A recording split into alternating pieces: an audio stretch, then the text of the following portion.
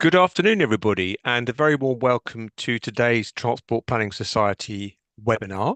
My name is Ben Plowden. I'm chair of the Transport Planning Society, and the Society exists to represent the interests of transport planners in the public debate, to support their professional development through our skills programme, and to work with other partners in both central, regional, and local government to try and bring about a more sustainable transport system in the service of a more sustainable society.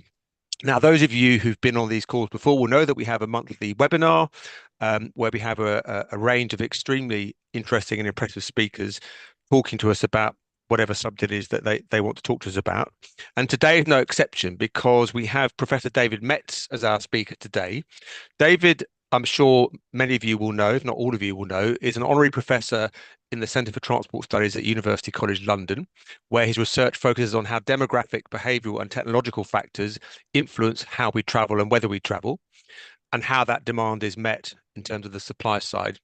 What I didn't know until today is that David trained in biochemistry and biophysics and initially was a biomedical researcher. And he then became a senior civil servant in a number of government departments in the UK, both as a policy advisor and as a scientist, including 5 years as chief scientific advisor at the Department for Transport. And now he's still very active in the world of aging research, and then has come back to travel and transport. And I think I would say about David that he's very, very unafraid to challenge the prevailing orthodoxy, whatever that happens to be, and does that in a way which relies very closely on the facts, which is critical even in an era when some people deny that there are such things as facts anymore. So David's topic today is travel behaviour reconsidered in an era of decarbonisation, which is also, as I'm sure he'll tell you in a minute, the title of David's new book, which is available online for free. David said there's no need to make detailed notes during the course of the presentation, because the slides will be up on the TPS website subsequently, but also you can download David's book once you've heard him talk about the subject. So David, without further ado, so David will speak for about 35 minutes, and then I will field questions. And if you'd like to ask David a question or make a comment, just drop that into the YouTube chat, and then those will be fed through to us, and I can put your questions to David for the sort of second half of the session. So with that, David, I'll hand over to you, and then I'll come back in about half an hour when you've finished presenting. Ben, thank you for your kind introduction. So, as you've said, the title of my talk is also the title of my most recent book, which is published by the UCL Press, an academic publisher, in fact, of my own institution.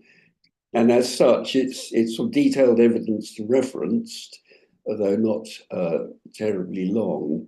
And as Ben has mentioned, you can, of course, buy a bound copy, but you can also download a PDF version without charge. So in a way, my talk today is a sort of trailer for the main feature. And what I hope to do is to interest you sufficiently that you will want to have a look at the book, or maybe provoke you to disagree and then look at the book to see if the evidence that I present justifies my conclusion. And if you disagree, we can continue the debate. So there are, I think, two reasons to reconsider travel behaviour at this particular time. Firstly, to understand the scope for reducing travel, particularly car travel, to help meet the net zero climate change objective. Because many people say you have to meet that objective, you have to travel, we have to travel less, in particular, but less by car. And we therefore need to consider the feasibility of that. And the second question is one I've been pursuing for a long time about the underlying assumptions about travel behaviour in the orthodox approach to economic appraisal and modelling, where the main benefit is seen by the transport economists as the saving of travel time. And it's struck me for a long time that that doesn't really correspond to the observed behaviour. And what my book does together, what my book aims to do is to pull together the arguments from the papers I published in peer-reviewed journals and elsewhere to make up a core chapter of the book. But I won't get into the details of that critique today. It's there to be read if you'd like to. Now, we start with a situation in which the car is very dominant in our society as a mode of travel. 61% of trips, 77% of distance travelled, 76% of households owning at least one car. And that has generated many problems, which will be familiar to transport planners, and I needn't recapitulate these. In turn, the problems has generated a critique of what's called car dependence, a concept originally enunciated by Professor Phil Goodwin as long as 25 years ago. And there are two thrusts to this technique, to this critique. One about places, for instance, building new houses on greenfield sites with no alternative for the car, where the argument is that is an unsatisfactory situation, and we would want to have alternatives, public transport and active travel. And the second thrust of the critique is directed to people who prefer the car when active modes and public transport are available to them, and where these would be better for their health and for the environment. And in this context, car dependence has some resonance with other kinds of undesirable dependence, like alcohol dependence or drug dependence. Now, this critique has been widely endorsed by planners and academics, has generated many papers and many much policy thinking, but it would be hard to say it's had much impact on car ownership and use. Indeed, car ownership and use is as high as it ever has been. And I think a reason is, sorry, let me go back, that the attractions of the car have tended to be underestimated. I mean, firstly, it's the utility of getting from A to B when congestion is not too severe and parking is possible and affordable at both ends of the trip. That's not necessarily true in city centres, but beyond city centres, in the suburbs, in the towns, in the villages, in the rural areas, the car is a very attractive form of travel. There are also what one might call feel-good factors about car ownership, which I discuss in the book. And to give one anecdotal example, the great growth of popularity of sports utility vehicles. What's that about? Maybe utility aspects, but I guess probably quite a lot of that growth is due to the feeling people have about cars of that kind. And then there's the well-known phenomenon of the low marginal costs of operation. Once you pay the purchase costs, the insurance, the servicing, the vehicle excise duty, what's left gives you a relatively low cost in use, and that encourages use of a car when you've got one at your disposal. But there's more. If we look at the total car vehicle miles travelled in Britain, we find that 80% of trips are of more than 5 miles and 95% of more than 2 miles. Now, if 5 miles is what you might reasonably cycle and 2 miles is what you might reasonably walk as an alternative to using your car, then you can see that even if all these cyclable and walkable trips were adopted, over 80% of total car miles travelled would remain, and that includes the impact on carbon emissions. And this situation reflects the relatively low density built environment that we've inherited, within which nearly all trip origins and destinations occur, because, as we always say, travel is a derived demand, derived from where we are and where we want to go to. We've inherited this built environment. We can't knock it down and start again. We couldn't afford to, even if we wanted to, but we don't. And in particular, in Britain, it reflects, I think, the liking of people for houses with gardens, whether the Victorian 3-bedroom terrace house with a back garden and a small front garden, or the 20th century semi-detached with a larger back garden, a front garden with a drive to park a car, nowadays useful for electric vehicle charging. This gives us a relatively low density built environment, not the low density of sprawling North American cities, but equally not the high density of the inner suburbs of admired European cities like Paris or Barcelona. Now, the built environment is not static, but new housing only adds about 1% a year to the housing stock. And while some repurposing is possible, for example, changing offices to residential, the scope for that is actually limited. We do, though, have to accommodate a growing population. Oops, sorry.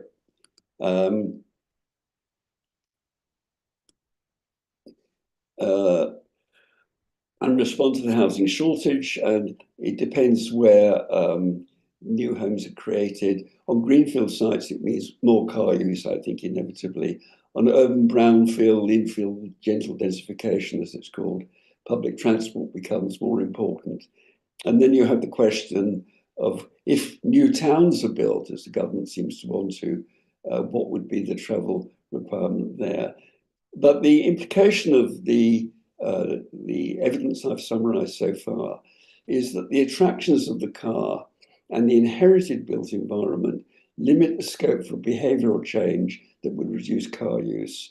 And the best opportunities for behavioral change away from the car are in cities where rail and trams are competitive with travel on congested roads.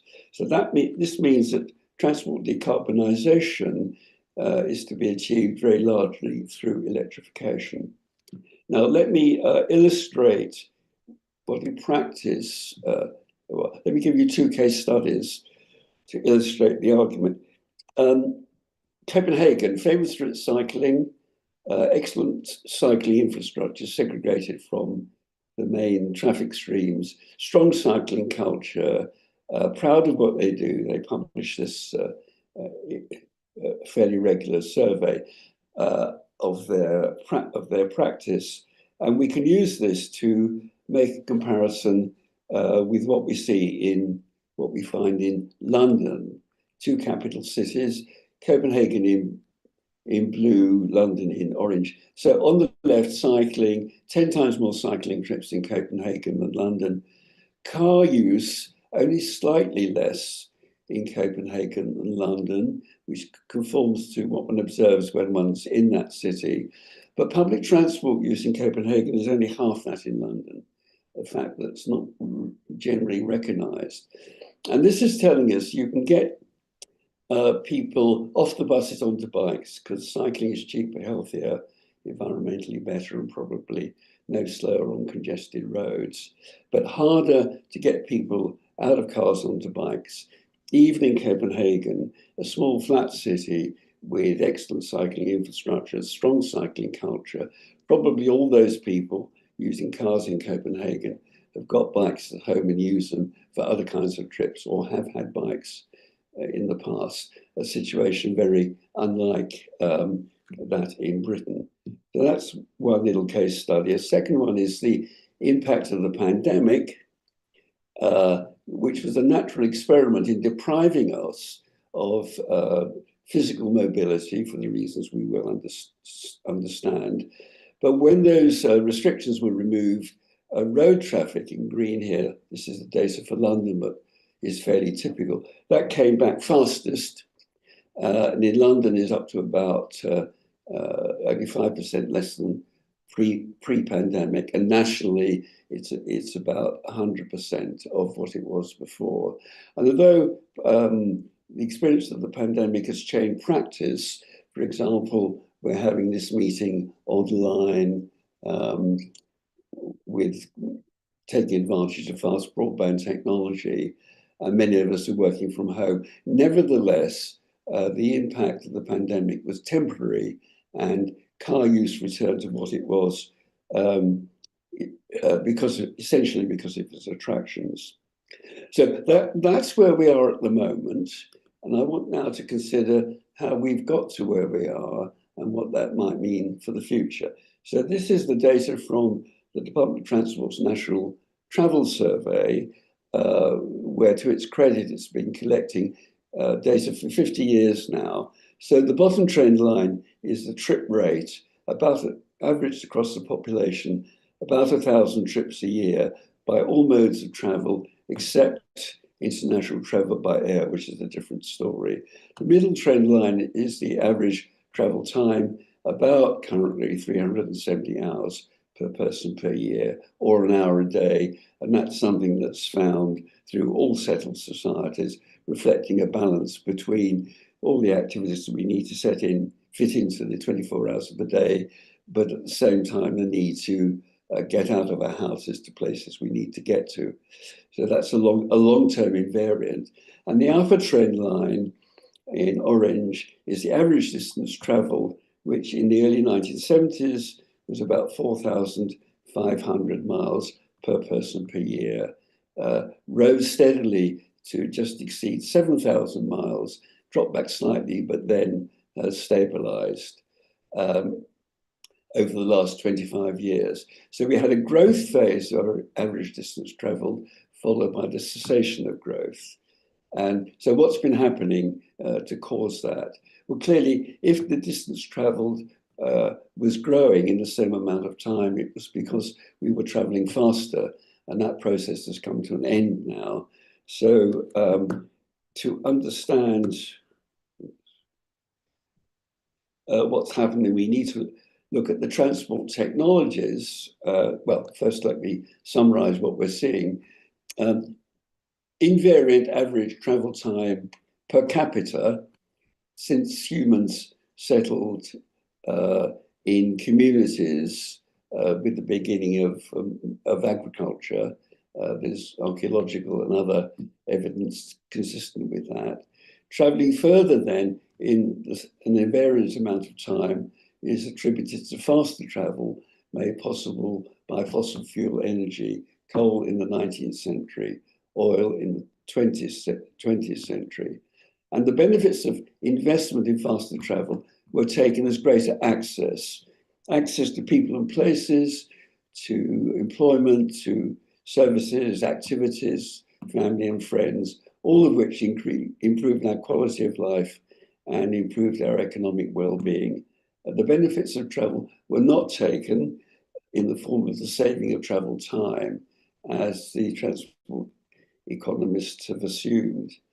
And then growth, I'm going to argue, ceased at the end of the last century for two reasons. One is that new technology no longer allows faster travel, and we also have a phenomenon of the saturation of demand for travel, which I will explain. So thinking about the old transport technologies, the railways started in 1830 with the first passenger railway in the world between Liverpool and Manchester.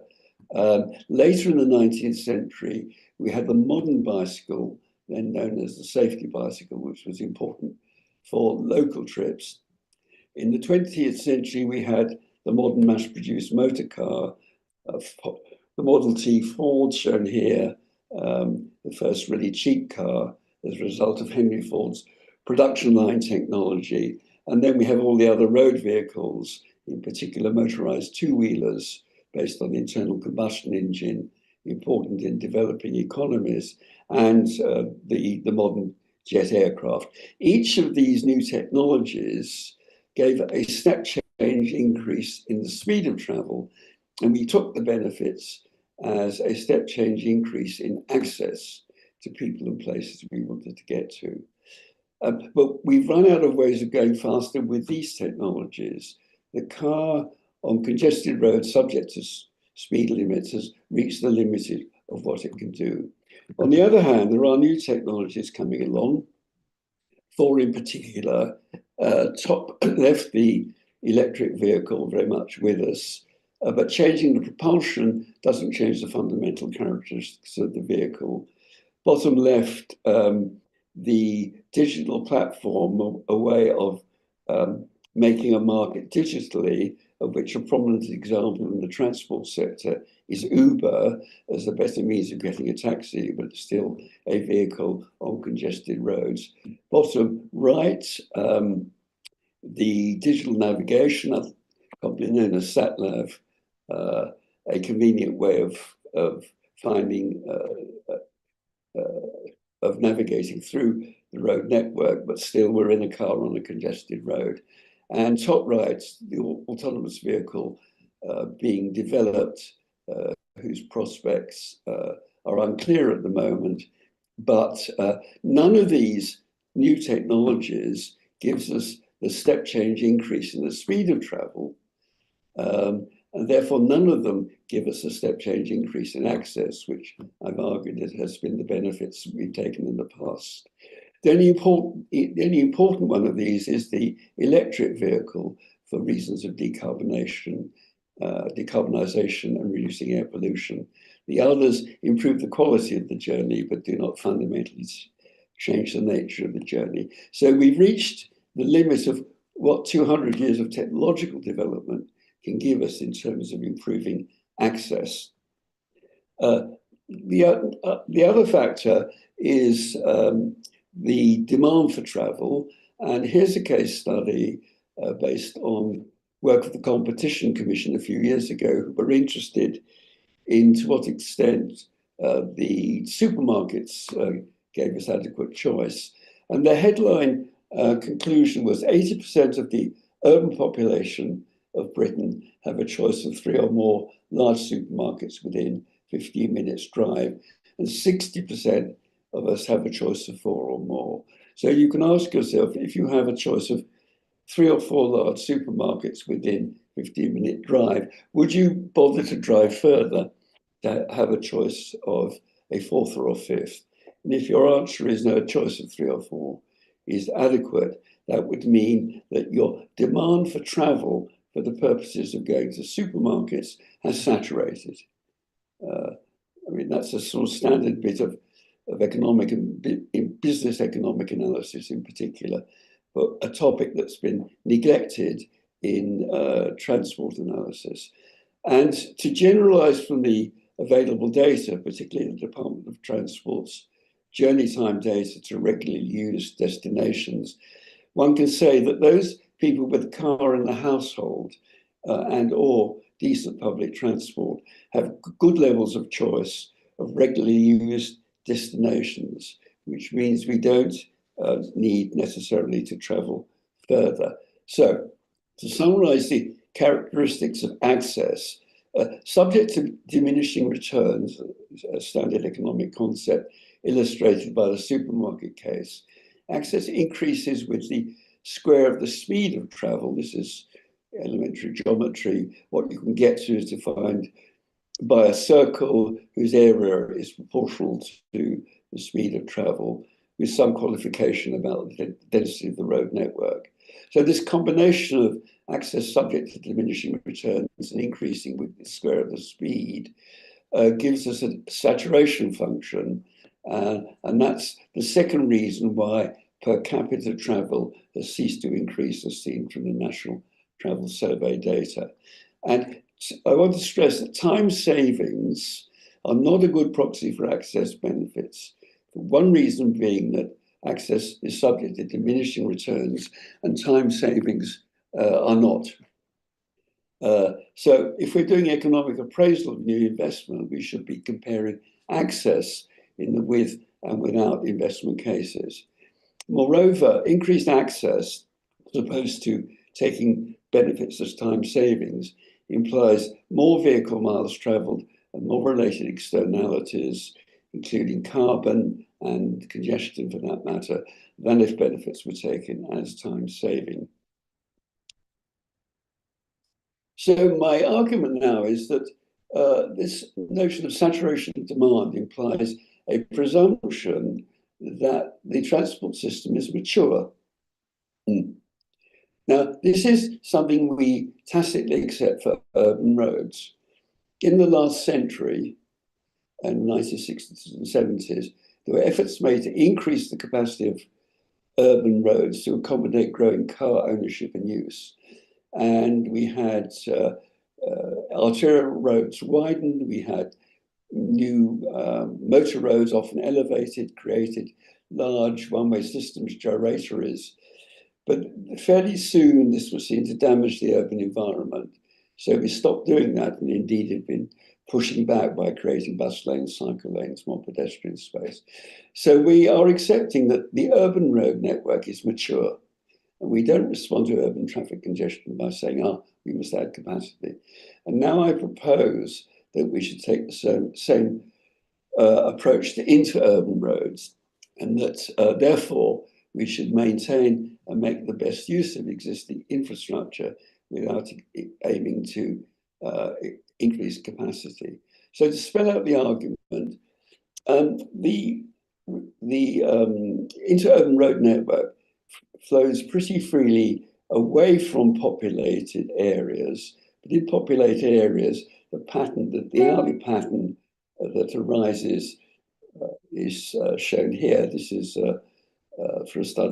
from a study of the M25, and you see morning and evening peaks. And if these are congested, as they usually are, highways engineers are prompted to propose to increase capacity, and politicians have tended to go along with that because increasing capacity, reducing congestion, improving connectivity sounds the right thing to do. But the morning and evening, afternoon peaks indicating that commuters are using this route, and commuters always have other choices. So let me illustrate this with a case study that I've developed. So this is a Google Maps screenshot. I'm sure you'll be familiar with Google Maps. For a journey between Luton and Bedford during the morning peak traffic, 3 routes shown, that's quite typical. The shortest route is straight up the A6, the middle of the 3, 20.5 miles, taking on this occasion 48 minutes. But there's a longer route shown in blue, which takes advantage of the M1 motorway that passes close to Luton, but then requires cutting back on the A421 to Bedford.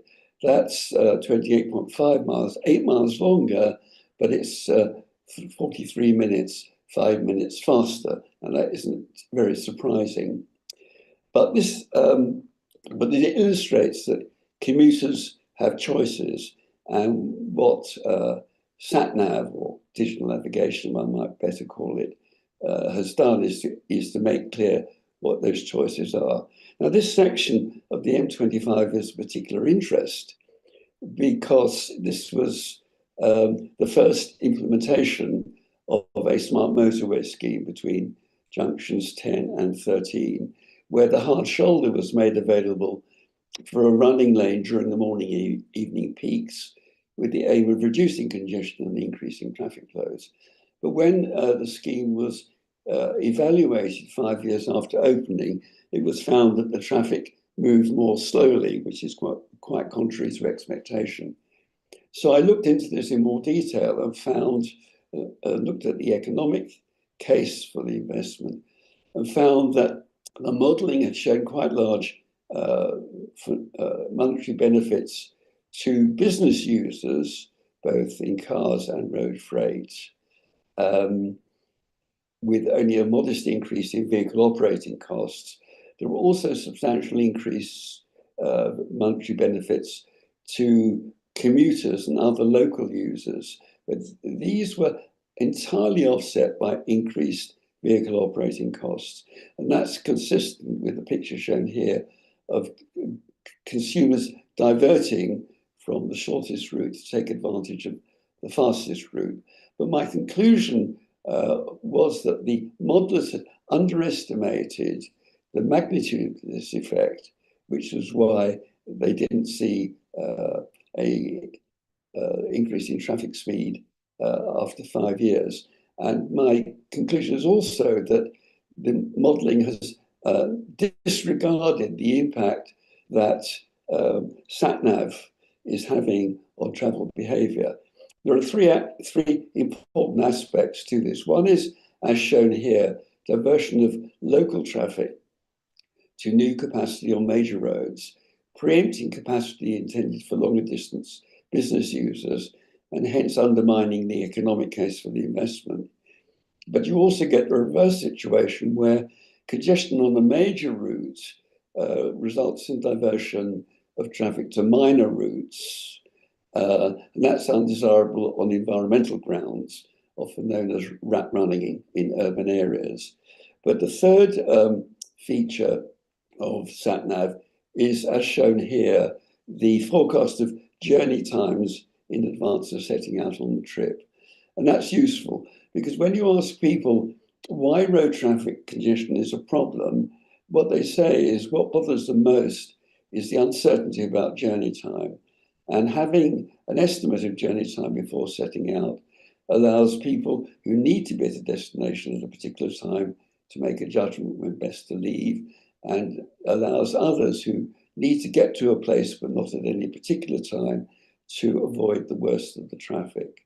So I think SatNav, or digital navigation, is the best answer we have to the problem of road traffic congestion, because we can't build our way out of congestion, as we know from experience. And this mechanism of diversion of local traffic onto new capacity is I think the main explanation of why that's the case. The final point I'd make on this slide is that this case study is a test of the predictive validity of the traffic modelling and economic modelling associated with it, and the model badly failed.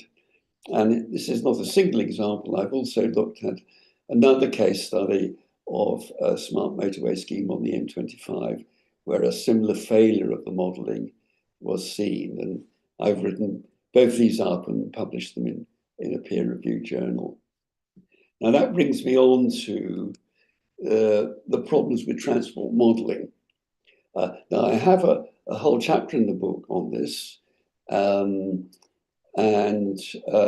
this is just to give you an indication of the conclusions.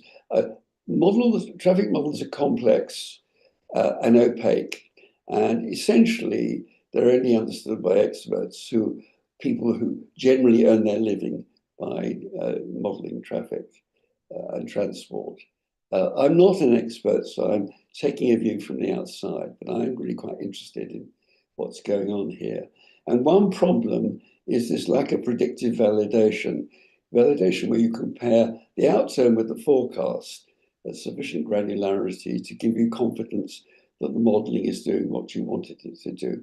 When modelers talk about validation, they're basically talking about a cross-check on the base year data, which is okay. But in general, if you build a model, you're doing it to project into the future, and you need to have some confidence in the model that it's forecasting sufficiently well by comparing forecast and outturn. And that is very rarely done. The other big problem is that the models don't model changes in access. What they model is supposed changes in traffic flows and speeds, which generate travel time savings, which are what the economic model needs, because the transport economists haven't worked out how you might value changes in access.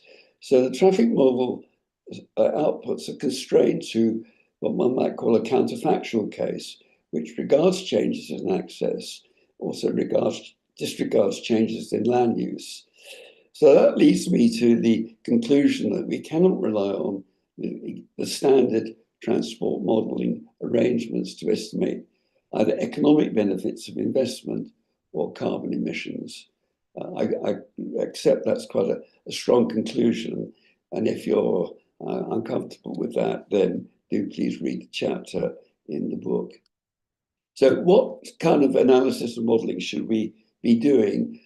I think we should be focusing on the operations of the road network, not in investment in new capacity.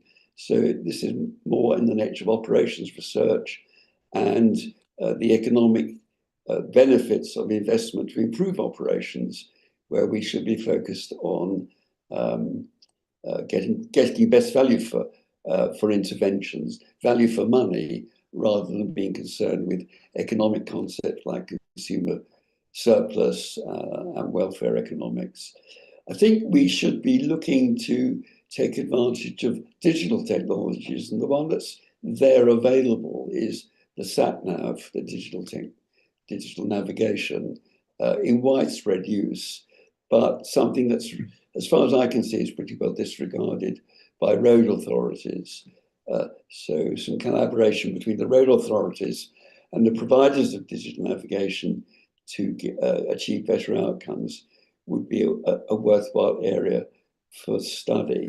And we should only, I suggest, consider building additional road network capacity where we need to bring land into new uses. And there the road investment should be part of the whole project, not a road project treated in isolation. So conclusions then. As regards future travel demand, I don't think we need to plan for per capita growth, because we don't have any technologies that would allow us to go faster. And in any case, I think there's good evidence that, broadly speaking, travel demand, we have enough travel demand to meet our needs, the notion of travel demand saturation. But we do need to accommodate population growth. And here, the higher the density of new homes that we can achieve, the more choices of travel modes that can be made available on an economic basis. So we should treat the road network generally as mature, both urban and interurban, and then make best use of it through digital technologies, which are much lower cost and scalable than the traditional civil engineering technologies. We need, I think, to recognize the limited attractions for car owners of active travel and public transport. I recognize this is not a welcome message for most transport planners, but I think this is the reality based on the evidence. And that means what we need to do is not so much push back on car use, but mitigate the harms that car use generates. For example, 20-mile-an-hour zones to reduce deaths and injuries in urban areas, as implemented on a wide scale in Wales and many London boroughs. Low traffic neighbourhoods to reduce the interaction between cars and people. Sat-nav as a solution to congestion. But the main one is to decarbonise the transport system by switching to electric propulsion, both to reduce carbon emissions, to meet climate change objectives, and counter urban air pollution. So that's rather rapidly some of the main messages from my book. The link is here if you want to follow it. If you want to debate matters, do get in touch. Thank you for your attention. David, thank you so much. An absolutely incredible breadth of issues to raise in just over half an hour. So travel demand is sort of saturated. We're sort of traveling in terms of, at least in terms of time and number of trips per year, as far as much as we probably want to. Technology won't allow us to go any faster within those limited or those constrained time and number of trip budgets. Access is a more important metric to understand than journey time savings. The transport system, particularly, I heard you say the road network is probably mature, and therefore the issue is how do we make the best use of the available capacity and operational resilience that we've got, and what the impacts of new technologies like sat navs on the decisions that we make. We can't build our way out of congestion, and by the way, we can't rely on transport modelling either. So very interesting tour de force. Loads of questions in the chat, which I'll come to. I wanted to start with a kind of big question, I guess, which is the whole issue about spatial planning and the location of the things that we use every day: shops, schools, offices, leisure centres, and so on and so forth. You talked about us inheriting a low density environment.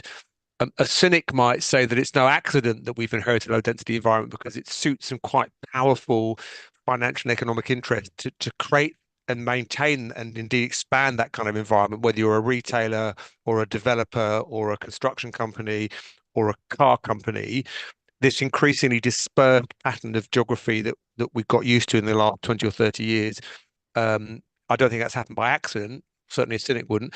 So to what extent do you think it's sort of politically possible as opposed to technically possible to prevent the further spreading out of the things that we do every day so that we go on traveling further within a kind of fixed time budget? Or are you saying we're probably the limits of that, and therefore the question is how do we make best use of the system we've already got?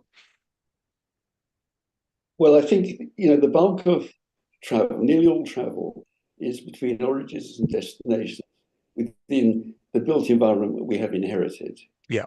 My argument is the built environment we've inherited is reflected in part that people like houses with gardens. I mean, we are not generally a country in which living in high density apartment buildings is seen as the preferred form of existence. Um, and so what we've inherited, we can't knock down and start again, in part because most of it's in private ownership. And so, we've had it in the post-war period of slum clearance, resulting from bomb damage. Many mistakes were made. There were efforts at increased densification, but we are very limited by the environment we've got. Now, at the margin, we can make choices. And so I think that the interesting test will be what proposals emerge for the location of new towns, because the government have set up some kind of committee or commission to recommend on where these should be located. If they're, as it were, new quarters to existing cities, taking advantage of existing rail links, then you could have quite high density apartment buildings, and you could have minimum car use. That would be feasible. But if, on the other hand, you build new towns in the way they were originally built, they were relatively low density, self-contained towns, again, mostly houses with gardens, where as car ownership subsequently grew, they became suited for the car. The last of those post-war new towns was Milton Keynes, which was built in the era of high car ownership, and that was built with a road pattern that facilitated car use. Now, I think if we were building new standalone towns now, we would go for something much more compact. But it still leaves you with the question of what travel needs would those inhabitants have? If they were, if it was a dormitory suburb, in effect, commuting by rail to a big city, that would minimize car use. But otherwise, I think people are going to want to have the full range of mobility, which will include the car. One piece of evidence that's really lacking at the moment is what residents of new housing on greenfield sites want in terms of their travel needs.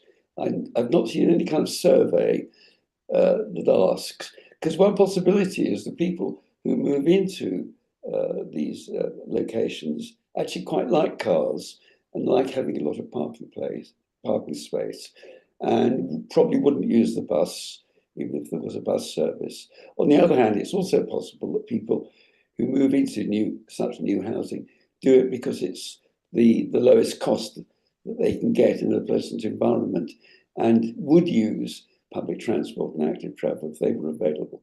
So there is scope there for some really useful research to establish the pattern here. But in the end, the house builders, build to meet demand and build down to a price. And so it wouldn't surprise me that to find that the people who move into these locations actually are happy to use cars. Brilliant. So there are loads and loads of questions in the chat, and I fear we won't get through most, but all of them, let alone maybe even most of them. But let me start with a question which kind of flows on from what you're just saying, David, from Keith Homer, which relates to the question around how we characterize different types of locations. So he points out that obviously the more you can create spatial proximity and therefore reduce the distance that you have to travel to meet your daily needs, the better. But he also makes a point that talking about brownfield versus greenfield may not be very helpful because some brownfield sites, such as disused former airfields, are actually a long way from anything else. And so look like a good idea in terms of rebuilding on existing land, but actually don't deal with your travel problems. Whereas some greenfield sites, for example, sites next door to existing settlements, have the characteristic they could then be, as you say, connected to those existing settlements through public transport. To what extent do you think we should start thinking about different language, for example, contiguous with existing areas as opposed to remote from, rather than brownfield, greenfield? Or how helpful would that be, do you think? Yes, I think that probably would be, but it doesn't change the fundamental characteristics of what you can afford to provide in the way of alternatives to the car, both active travel on bike lanes, etc., and rail in all its forms. Uh, so the description is less important than the location in relation to existing infrastructure.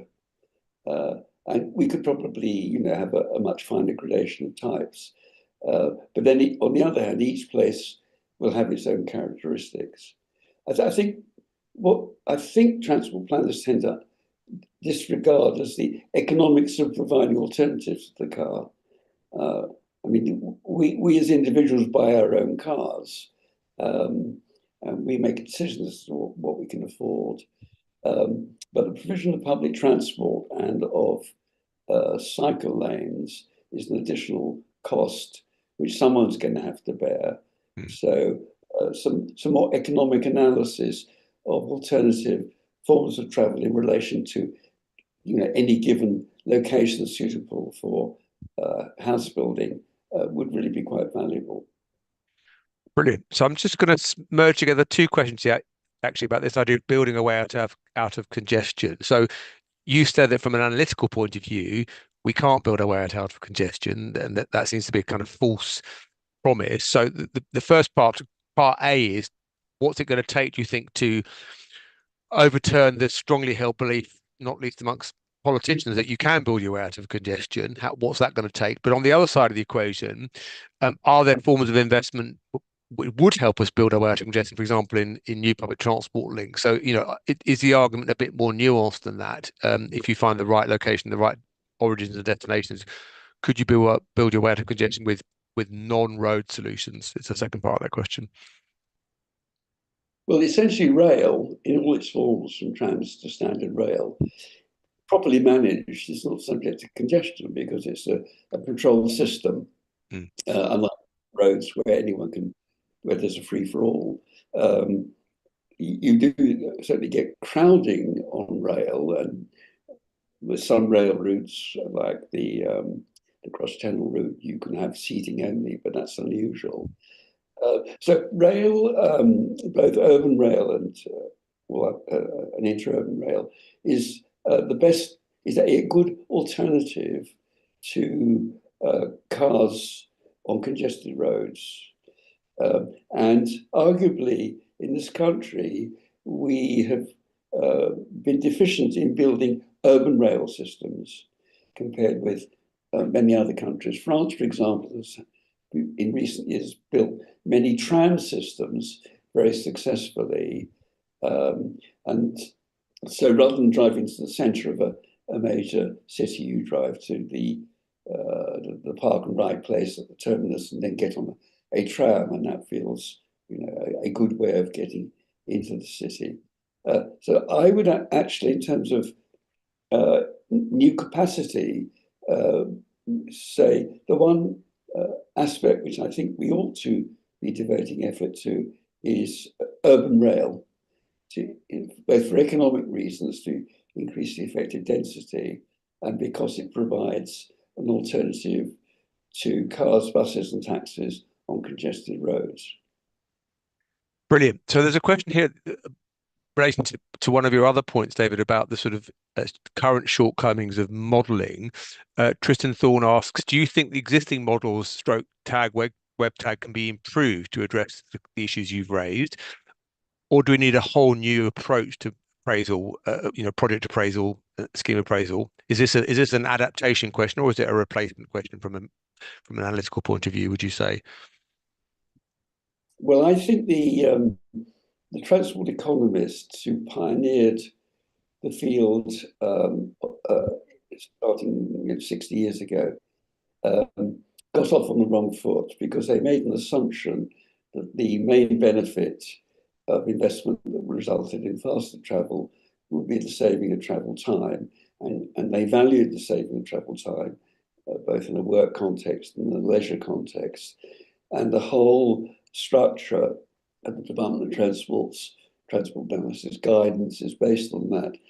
And the whole modelling framework is based on that. So I think, and it's burgeoned in terms of well over 1,000 pages of departmental guidance.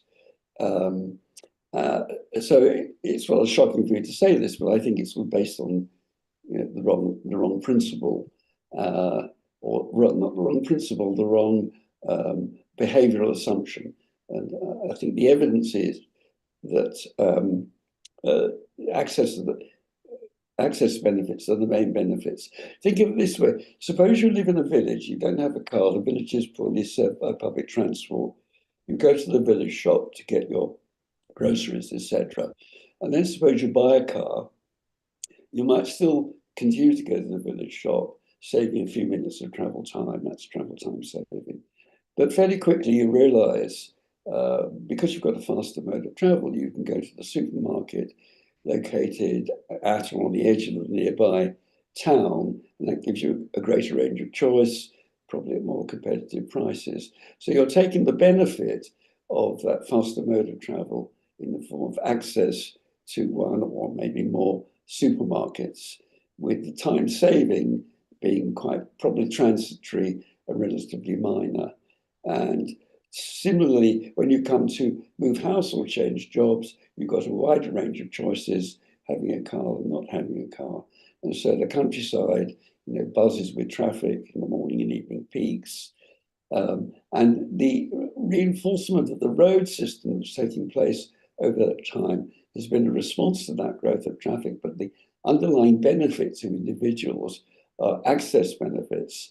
But access benefits, as I've stressed, are subject to diminishing returns, which means the amount of investment we need to make in the long run is limited, which leads me to this conclusion that we should be regarding the road network as mature. And I would actually extend that, as I do in the book, to both the rail system and to airports. I think all these are well developed in Britain and can be regarded broadly as mature, with only changes needed at the margin. Brilliant. So then let me just ask you something interesting. So to what extent do you think it's possible to, if journey time saving was a kind of a category error in terms of what was being measured and valued, to what extent is it possible to model access improvements in access or choice, whatever you want to call it, or is that technically challenging? Yes, I discuss in the book the valuation of access. Mm, There has been work done on this, and it is technically challenging, particularly to build the kinds of models that would allow values to be placed. And so in practice, it's never been done.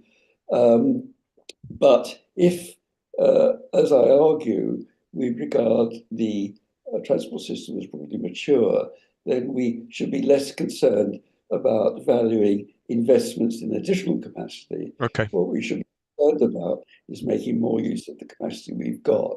Yeah. And that doesn't require any sophisticated kind of economics. It's the economics of value for money. What's the best way of Yeah. doing whatever policy objective we want to achieve. If we want to reduce killed and seriously injured on the roads, then 20-mile-an-hour speed limits in urban areas is quite a cost-effective way of doing it. That is that sort of argument I think Yeah. we should be moving to. Brilliant. Now, David, you may or may not know the answer to this question. So, Somebody said Hans Monderman argued in the 1990s that time is contextual in quotes and therefore govern perceptions of journey times. Do you think his steps of Monderman network concept was ahead of his time? Do you even know what that do you even know what that is? I mean, I'm aware of his work. What was it called? Where you stop segregating pedestrians Oh and yes. traffic. Yeah, yeah. And that was quite successful in certain locations. It was quite fashionable. But I have to admit, not being familiar with the more theoretical approach I think you're referring to. Brilliant. Okay. So that was slightly unfair. Um, so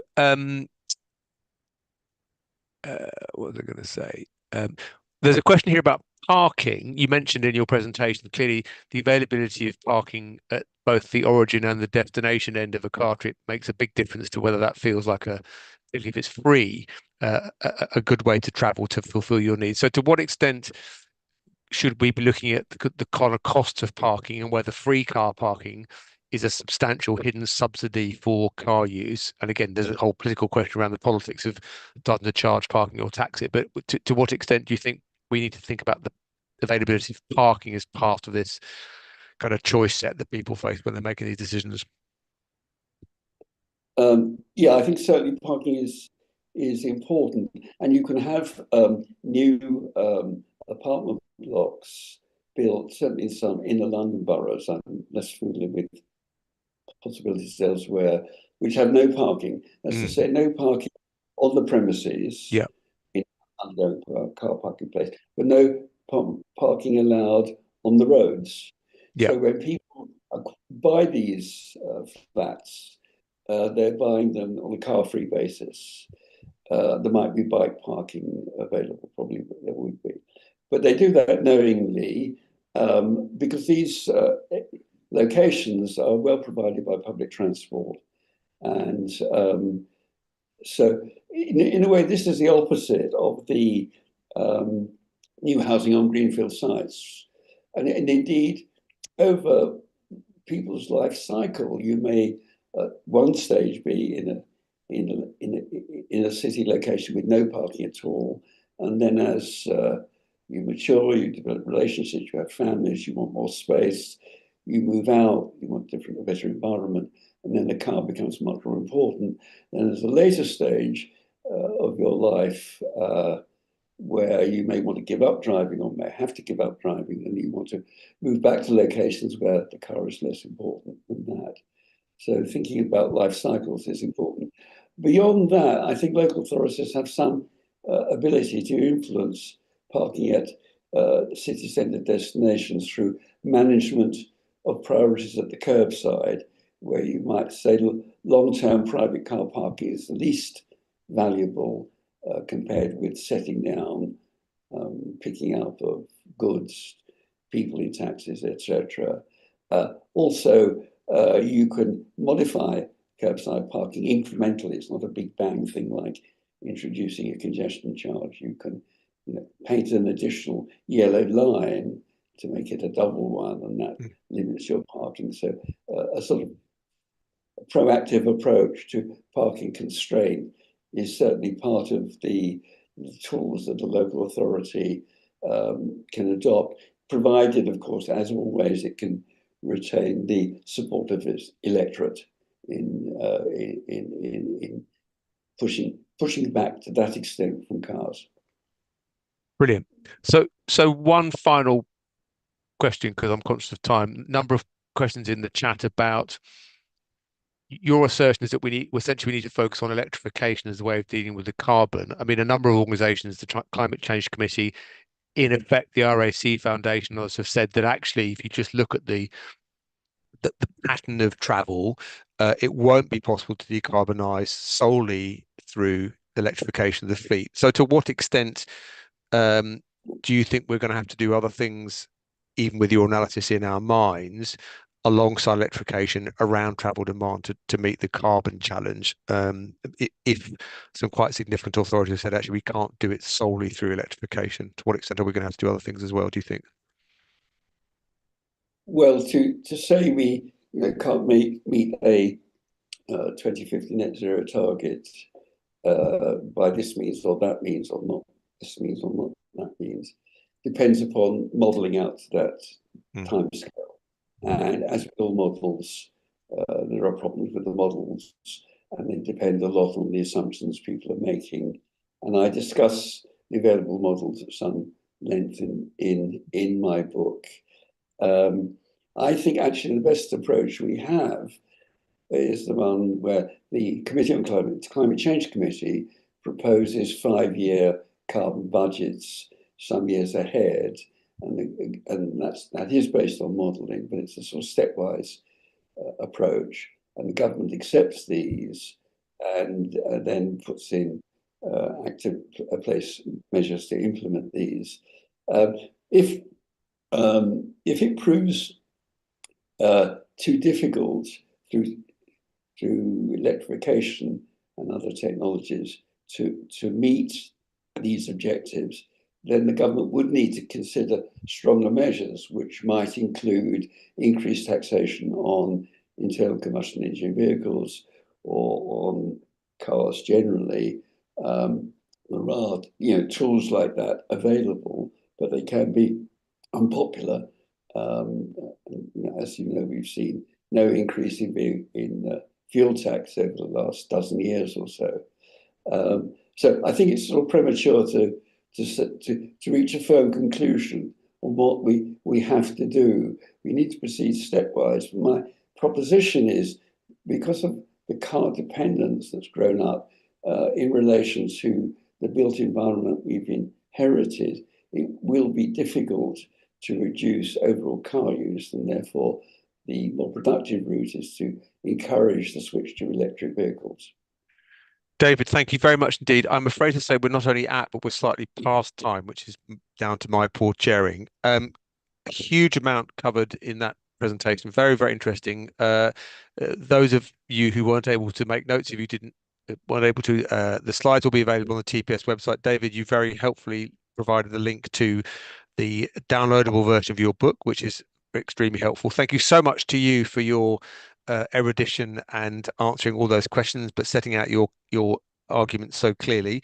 Thank you very much to the audience for joining on a busy Wednesday lunchtime. We have other webinars coming up in the next couple of months, so do look at the TPS website for details of those. The details of TPS membership, if you're not currently a member, should be in the YouTube chat. So if you'd like to join the TPS and support events like this and the other work they do, then obviously you'd be very welcome to do that.